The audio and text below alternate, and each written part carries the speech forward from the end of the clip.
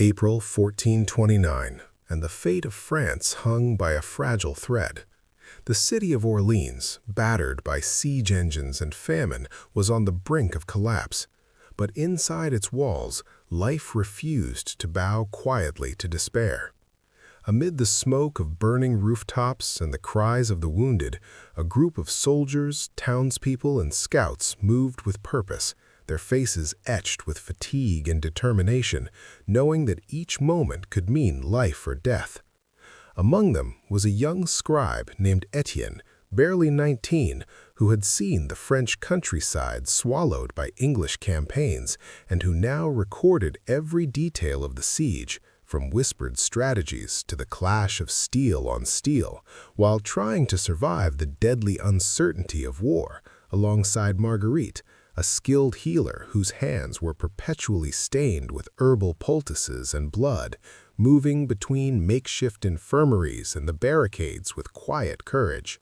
And Elaine, a veteran archer who had fought in countless skirmishes and now carried the weight of responsibility for the city's last defensive lines as the English encircled the stronghold with terrifying precision, their longbows sending deadly waves across the no-man's land and their engineers constructing siege towers and artillery placements with cruel efficiency.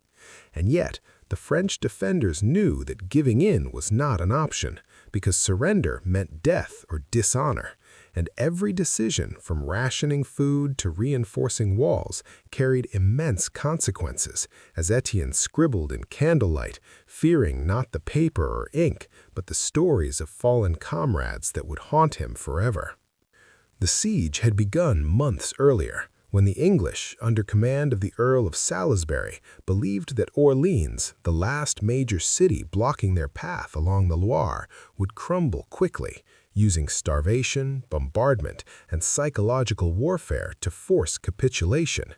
Yet the defenders adapted quickly, exploiting narrow alleys, collapsed rooftops, and hidden tunnels to harass the besiegers, while Etienne observed the bravery of ordinary citizens who, with buckets of boiling water, stones, and rudimentary weapons, repelled assaults, and the ingenuity of blacksmiths and engineers who repurposed carts, beams, and river chains into defensive mechanisms, as the city became a maze of hidden traps and unexpected resistance points, each alley echoing with shouted orders, the metallic clang of swords, and the thudding of trebuchet stones, while Marguerite treated injuries under fire, improvising splints from broken furniture and fashioning poultices from scarce herbs, calming the terrified children whose mothers had been killed or imprisoned, her face calm yet exhausted, a living emblem of hope, while Elaine coordinated archers on the walls,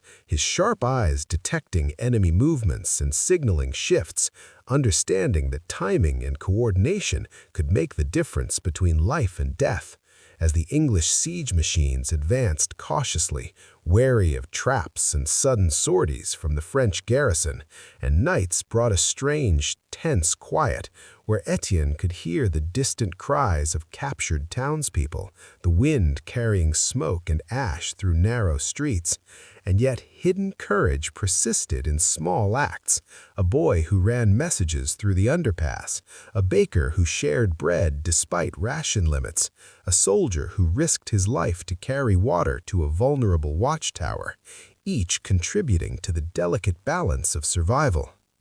The turning point came when a mysterious figure appeared outside the city's walls, a young woman in armor, riding not with banners of nobility, but with a presence that commanded attention, bringing both hope and uncertainty. Joan of Arc had arrived, her reputation preceding her, claiming visions and divine guidance. And yet, in the eyes of Etienne, Marguerite, and Elaine, she was another unknown element in an already precarious situation. Her words stirring determination, her strategies unconventional, challenging centuries of military tradition, insisting on audacious attacks that would unsettle the English and reinvigorate the defenders' morale. while behind the scenes, Etienne documented her every order, the reactions of the soldiers, the fear, hope, and skepticism intertwined in their faces, capturing the human dimension of historical legend.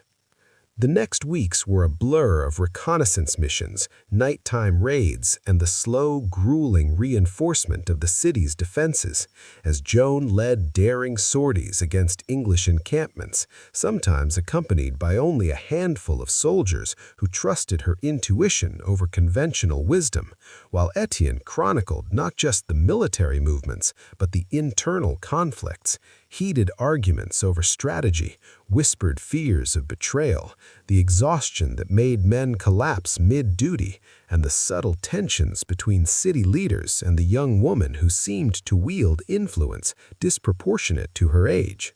Marguerite, meanwhile, navigated the moral complexity of treating the wounded, tending to both French and occasionally captured English soldiers, grappling with the human cost of war, as each life saved or lost rippled through the morale of the defenders, and Elaine worked tirelessly along the walls, correcting errors in archery formations, improvising new methods to strengthen parapets, and mentoring inexperienced recruits forced into service by necessity, aware that any lapse could invite disaster.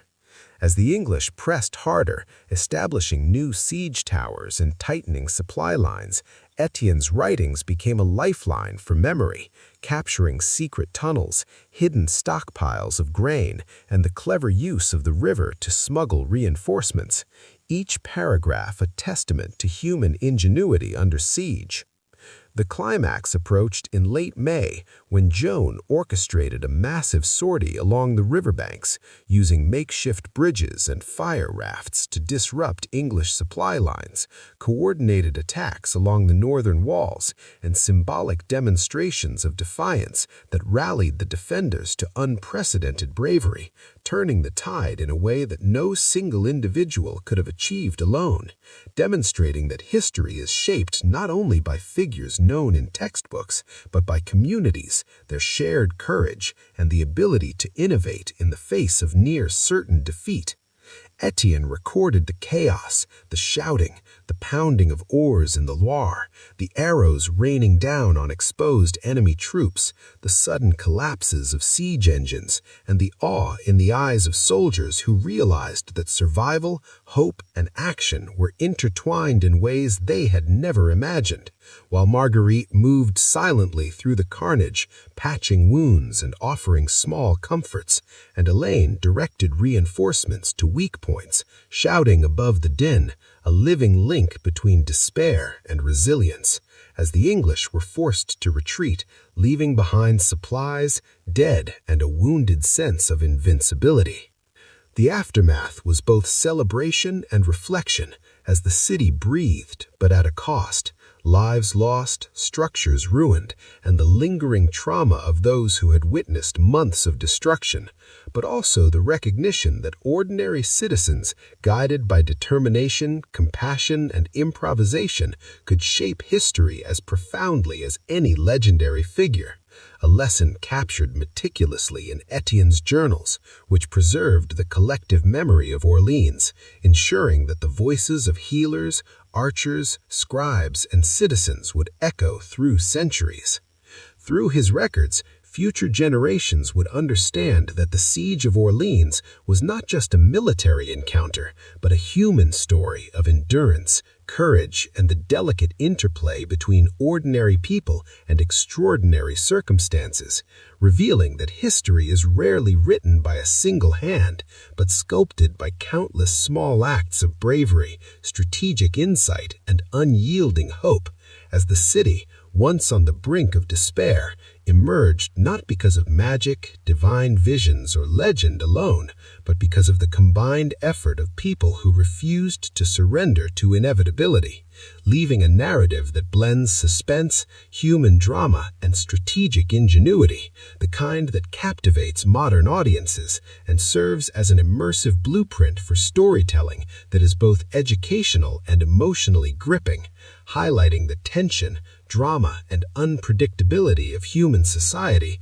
in times of existential threat, while demonstrating that even in a world dominated by armies and war machines, individual initiative, collaboration, and courage could alter outcomes, leaving historians and audiences alike to marvel at the interplay of human decisions, chance, and perseverance that defines all significant moments of history, showing that the Siege of Orleans remains not merely an event, but a study in resilience, improvisation, and the enduring power of collective human spirit, a story that resonates across centuries and cultures, proving that history is most compelling when it emphasizes the lived experiences of those who endured it, the calculated risks they took, and the quiet heroism found in the shadows of monumental events.